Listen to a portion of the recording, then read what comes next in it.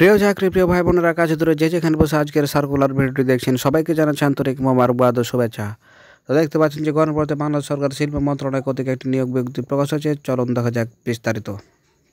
তো দেখতে পাচ্ছেন নিয়োগ বিজ্ঞপ্তিতে উল্লেখ করেছে শিল্প মন্ত্রণালয়ের রাজস্ব খাতভুক্ত নিম্নবর্ণিত শূন্য পদ সময়ে ওয়াস্তা ভিত্তিতে বিধি মোতাবেক প্রদায় অন্যান্য ভাতাদি পদের পার্শ্ব বর্ণিত বেতন স্কেল অনুযায়ী সরাসরি জনবল নিয়োগের নিমিত্তে বাংলাদেশ প্রকৃত নাগরিকের নিকট হতে অনলাইনে আপনারা ঠিকানা দেখতে পাচ্ছেন। নির্ধারিত সময়ের মধ্যে আবেদনপত্র আহ্বান করা যাচ্ছে। তো দেখতে পাচ্ছেন পদের নাম হচ্ছে 60 মুদ্রা রিক্সাপ কম্পিউটার অপারেটর। বেতন হচ্ছে 11,000 থেকে 26,595 টাকা পর্যন্ত। গ্রেড হচ্ছে 13। পদের সংখ্যা 5টি। আপনারা দেখতে পাচ্ছেন শিক্ষাগত যোগ্যতা অভিজ্ঞতা দেওয়া আছে। আপনার নিজ দায়িত্ব সেটা দেখে নেবেন যে আপনার সাথে এই পদটা যায় কিনা।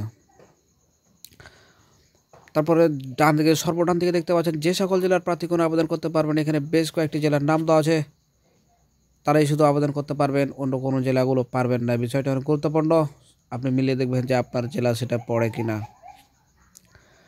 2 নম্বর পদে দেখতে পাচ্ছেন যে কম্পিউটার অপারেটর 11,000 থেকে দেখতে পাচ্ছেন 26,590 টাকা থেকে। গ্রেড হচ্ছে 13। পদ সংখ্যা হচ্ছে 1টি। ডান দিকে শিক্ষাগত যোগ্যতা দেওয়া আছে, আপনি নিজ দায়িত্বে দেখবেন যে আপনার সাথে সেটা যায় কিনা। এবং ডান দিকে দেখতে পাচ্ছেন যে বিভাগ উল্লেখ করা আছে, আপনি দেখে নেবেন যে আপনার জেলা সেখানে পড়ছে কিনা।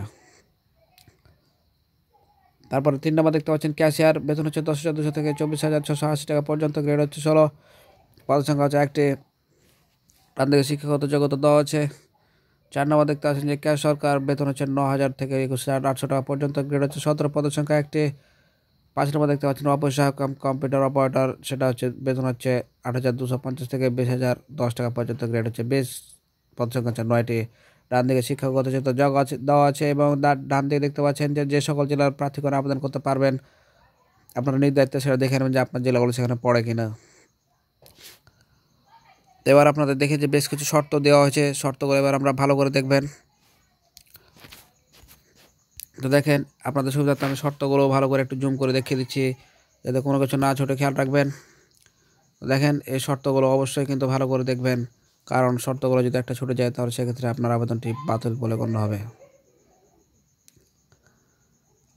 তো প্রিয় চাকরি প্রিয় ভাই বোনেরা, আমরা সাধারণত সরকারি বেসরকারি তারপরে বিভিন্ন চাকরির ফলাফল, তারপরে পরীক্ষার সময়সূচি বিষয় ভিডিও আপলোড করে থাকি। সে সকল ভিডিও সবার আগে পাওয়ার জন্য আমাদের সাথেই থাকুন। সে পর্যন্ত সবাই ভালো থাকবেন।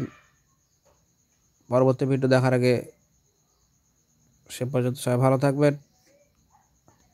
আল্লাহ হাফেজ।